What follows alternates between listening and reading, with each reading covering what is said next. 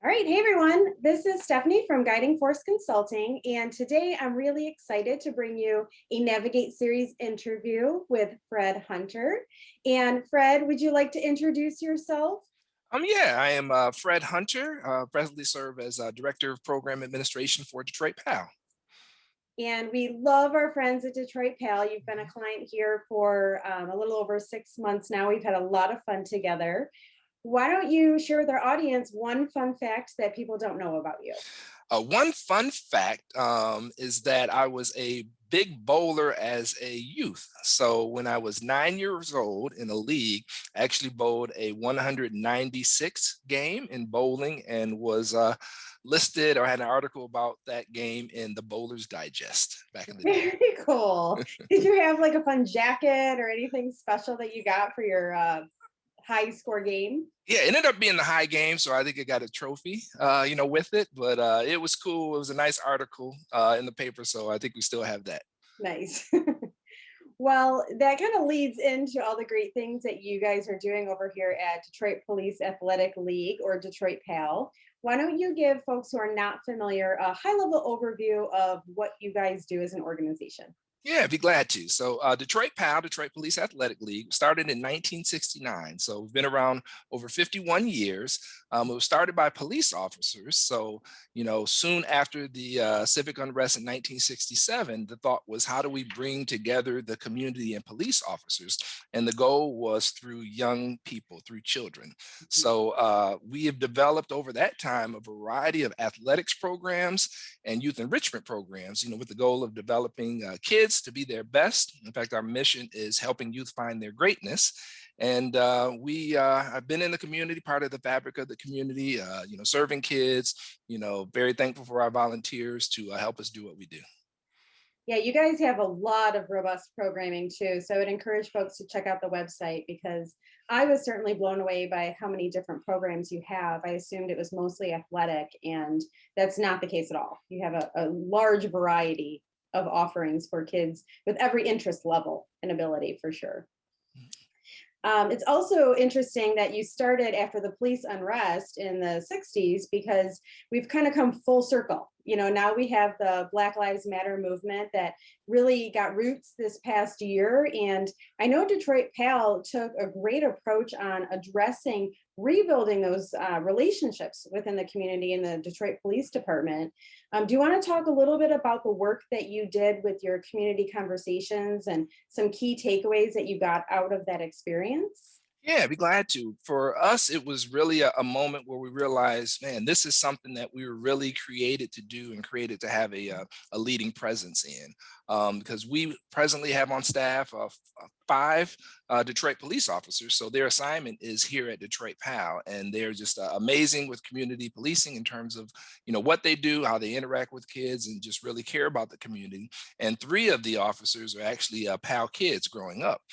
So they've been part of the community for a while. And, what we realize in the time, there's not a lot of open dialogue, between, two parties. And it's amazing how much we have in common versus what we have in difference, versus what is different. So what we did is we organized community conversations. We did it in a very safe and open opportunity. And it was really the opportunity for our police officers to learn from youth and youth to learn through with police officers. So for 6 weeks, they were getting on, Zoom and virtual sessions, just having real dialogue to learn from each other, see things from the other person's perspective. And through the end, there was just enlightenment really on both sides in terms of what youth are, what they need, what they're seeing, and then also from the police officer side as well. So that was something that's very important to us, just based on our roots and who we are.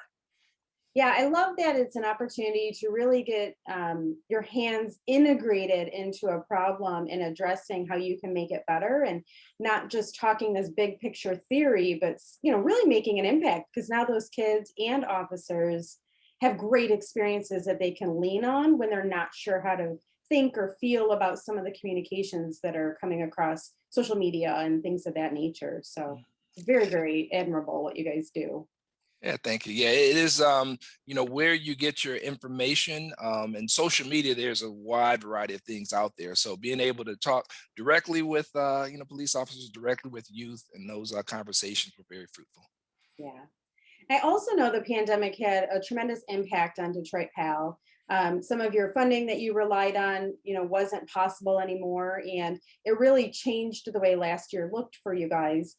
You adapted wonderfully, but what does that mean for the rest of 2021 and perhaps even 22? What does Detroit Pal look like right now as an organization? Yeah, as an organization, we're smaller, right now. So I guess a leaner and meaner in terms of, how we operate from a staff standpoint and approach standpoint. So we were able to continue with some programs, through the pandemic. And we're very thankful for a lot of, sponsors and individuals that were able to step up and help us. For us in our revenue mix, a lot was based on events. So either hosting events at our facility or golf outings and other events. So we had to adjust, but with foundations, individual support, and corporations, we were able to really come into 2021 a lot stronger. And for us now, it's looking at that fundraising base and the foundation for what we need to do. But really, our heart is programming. So we're excited that things are opening up now. So with football programs, with soccer programs, with baseball, we're able to continue to offer programs that youth and parents are looking for. So, for us, it's growing the numbers again in terms of what we offer for programs, and then also just that smarter mix for us in terms of how our revenue comes in, so we can be more sustainable and here for another 51 years. Yeah. A lot of the clients I talk to, the pandemic has forced them to become more creative and intentional with their donations and how they go about getting those. So, in a way, there is a silver lining Mhm. through the whole process. And, I would definitely always love to ask every interview, how can people make an impact and support your organization? One of the things that we're working on together is formulating your Salesforce instance so it can be more appropriate to capture data and help you guys raise more money. If you were to have one great ask for the people that are watching the interview, I'm sure it's going to be donation related. So, do you want to talk a little bit about how people can help Detroit Pal? Yeah, donations is part of it. Our one of our staff members talks about time, talent, and treasure.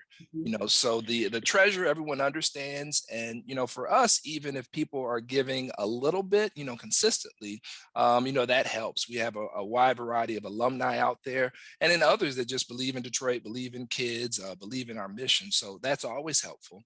Talent is one that people don't realize, which is very important to us as an organization. So where we have about 22 full-time staff, work with over 1,500 volunteers, and can serve 10,000 youth.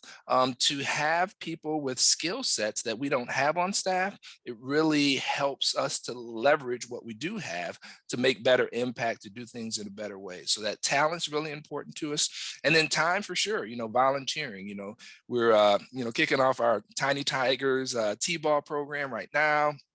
We've got soccer, we've got golf, which is new and growing. So there's different sports where you can either help as a coach, an assistant coach, or even just some of the other volunteering needs. So it really extends and grows the capacity of our present staff and allows us to be more what we need to be in the community.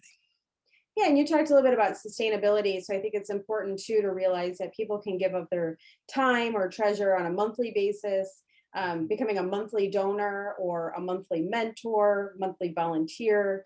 Giving a little bit of yourself every month can go a long way in helping an organization get back on its feet. And you guys have a lot of opportunities for people to give back. So I hope folks will, go to the website and check that out and really become integrated in such an amazing program and organization. So, Brett, thank you so much for taking some time to talk a little bit about Detroit Pal and sharing a little bit of your world with me. I absolutely love it. I appreciate it.